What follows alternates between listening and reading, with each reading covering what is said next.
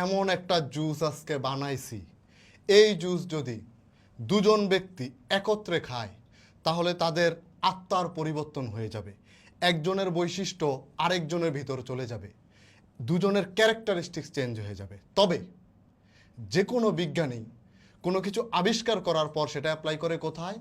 গিনিপিগের উপর। যাই দুটো গিনিপিগ ধরে নিয়ে আসি, তারপর প্রকাশ করব কি আবিষ্কার করেছি। হৃদয় ডিটিটি ভাইয়ের লেবে চল।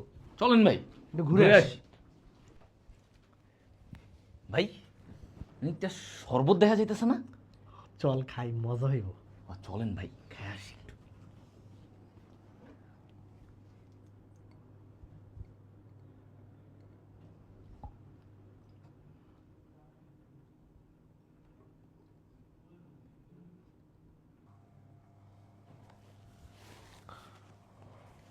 পঁচিশ ব্যাচের গাণিতিক ফিজিক্সই বেস্ট।